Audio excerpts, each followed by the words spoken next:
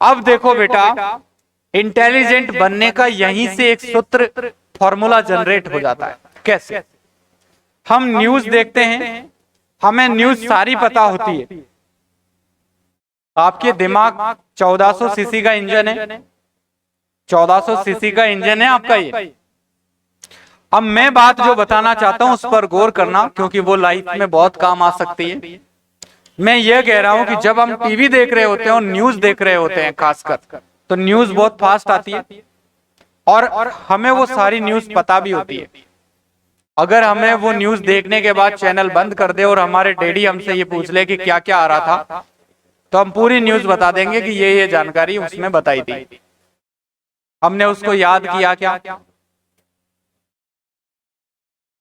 कल तक भी याद रहेगी वो न्यूज, लेकिन कल जैसे ही नई न्यूज देखोगे आप, फिर वो पुरानी न्यूज गायब हो जाएगी। वैसे ही अभी मैं आपको जो भी कुछ पढ़ा रहा हूं ना, आपके वो शॉर्ट टर्म मेमोरी तक तो टच कर रहा है, लेकिन आपको उसे बस कहां घुसाना है? लॉन्ग टर्म मेमोरी में। और इसके लिए ऐसा होता है कि स्टूडेंट जो सुन करके जाता है उसको वो घर जाकर के रिपीट नहीं करता है, और रिपीट नहीं करता है ना, तो फिर रिपीटेशन नहीं करने की वजह से वो धीरे धीरे शॉर्ट टर्म में से ही डस्टबिन में पहुंच जाती है।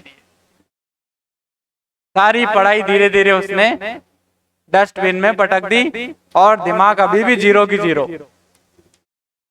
तो कैसे हीरो बनेगा वो? हीरो बनने के लिए क्या करना पड़ेगा? रोज का जो पढ़ाया ना, चाहे उसको आप 15 मिनट ही दें, ये नहीं कहते हम कि आप 5-5 घंटे रट्टा फिनिशिंग करो, लेकिन कम से कम 15 मिनट तो दो। 15 मिनट अगर आप दे रहे हैं रोज का, थोड़ा सा भी टाइम अगर दे रहे हैं, और जो क्लास में पढ़ाया उसको आपने 2-3 बार देख लिया, कुछ दिन में आप इंटेलिजेंट हो जाओगे, पक्की बात। और आप बहुत ज्यादा नहीं पढ़ते हो, केवल मात्र देख लेते हो, बस ऐसे ऐसे पन्ने पलट करके। थोड़े दिन में आपको ब्रेन रिटेन करने लगेगा। जो शॉर्ट टर्म है वो अब धीरे धीरे लॉन्ग टर्म में जाता जा रहा है। अरे डेस्कटॉप पे सारी चीजें पड़ी रहेगी तो डेस्कटॉप भर जाएगा ना कुछ दिन में। सी मेमोरी भर जाएगी, सी ड्राइव, और सी ड्राइव भर जाएगी तो कंप्यूटर हैंग करने लग जाएगा। तो समय समय पर हमें क्या करना होता है? डेस्कटॉप पे जब फाइलें कलेक्ट हो जाती है तो उनको हटा के फिर हमें ई ड्राइव के अंदर, डी ड्राइव के अंदर डालनी पड़ती है, अंदर डालनी पड़ती है। प्यारे बच्चों, यही हमारे जीवन के अंदर लर्निंग का एक स्टाइल होता है कि अगर हम कुछ याद करना चाहते हैं या हम कुछ बड़ा करना चाहते हैं, तो हम जैसे नहाने जा रहे हैं।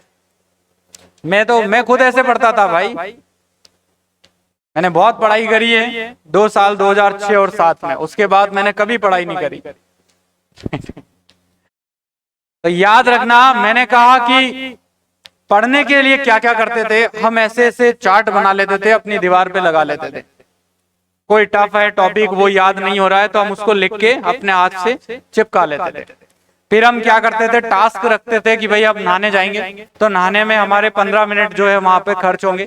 हमें पता है 15 से 20 मिनट में नहा के आएंगे, तो हम नहाने जाने से पहले उसको एक बार पूरा देख के जाएंगे। और नहाते टाइम हम हनुमान चालीसा नहीं बोलेंगे, नहाते टाइम हम वो वाली चालीसा पढ़ेंगे जो हम टॉपिक। फिर हम ये रिमाइंड करेंगे कि यार कौन सी बात मिस हो गई, और अगर जो बात मिस हो गई तो नहा के आते ही सबसे पहले उस चीज को लिखेंगे कि यार यहाँ पे मैं अटक गया था।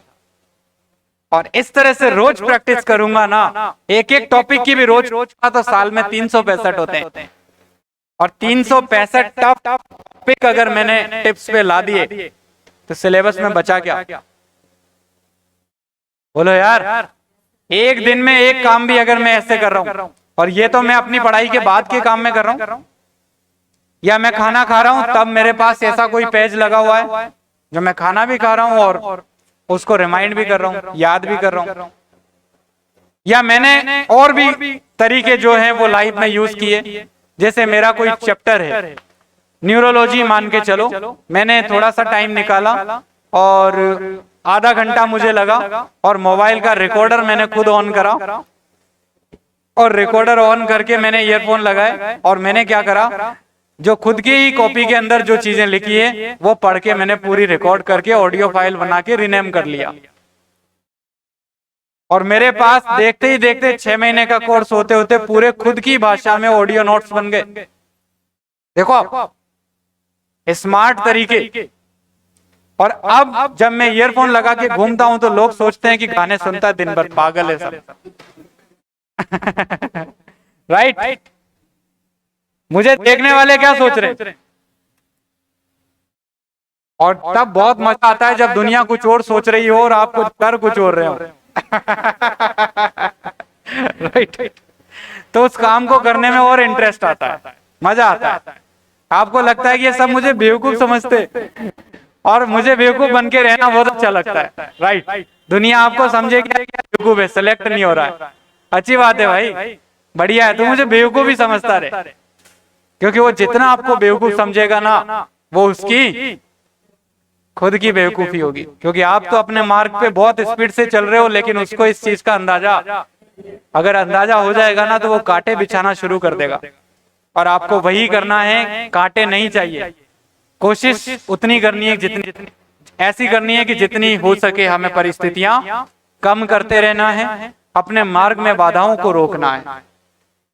तो आप ऐसा भी कर सकते हो, कोई टॉपिक आपको टफ लग रहा है, आप मोबाइल के अंदर अपना रजिस्टर खोल के रखो, मोबाइल में उसको खुद की भाषा में पढ़ के रिकॉर्ड कर लो। अब आप खाना खा रहे हो,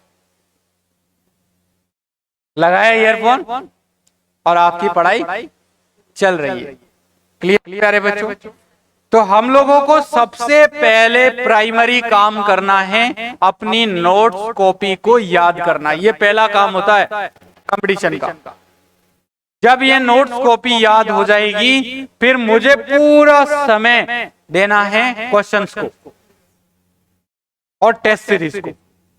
राइट? अभी मैं कुछ मेन सबसे ज्यादा टाइम 70% टाइम मेरा अभी नोट्स के लिए होता है। उसमें से 10% टाइम में मैं टेस्ट भी दे लेता हूं, 10% में मैं एमसीक्यू भी कर लेता हूं। लेकिन मेरा प्राइमरी फोकस और सेकेंडरी फोकस दो चीजें चलती हैं। बाद में जैसे ही नोट्स याद हो जाएंगे तो प्राइमरी फोकस मेरा कहां पहुंच जाएगा? एमसीक्यूज पर, और सेकेंडरी हो जाएंगे नोट्स।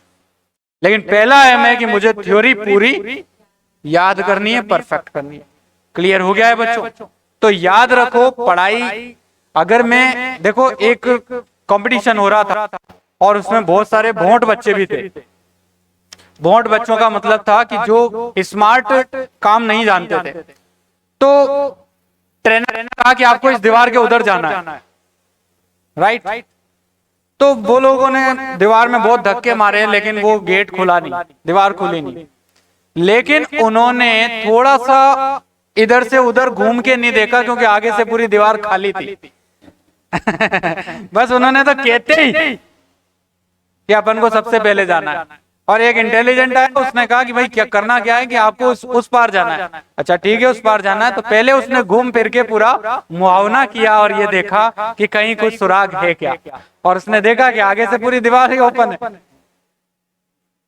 तो ये घटना ये सिद्ध करती है कि गधे को बांधने के लिए रस्सी की आवश्यकता कभी भी नहीं होती है। याद रखना, गधे को कभी रस्सी से बांधा नहीं जाता है। बस उसको क्या करो, दीवार के सामने खड़ा कर दो, रात भर वहीं खड़ा रहेगा। उसको पता आगे दीवार है, इधर उधर घूम फिर के वो कभी नहीं देखता कि यार इधर उधर तीनों तरफ खाली है। बस उसको मुंह करवा दो दीवार की तरफ, रात भर खड़ा रहेगा बिना रस्सी से बंधे। वो घूम के देखेगा ही नहीं कि आसपास खुला हुआ है। हमें वैसा नहीं बनना है। हमें एक स्मार्ट स्टूडेंट की तरह पढ़ाई करना है और एक स्मार्ट तरीके से अपनी सोच को डेवलप करना है, तब जाकर के हम आगे बढ़ेंगे बेटा। क्लियर हो गई बात?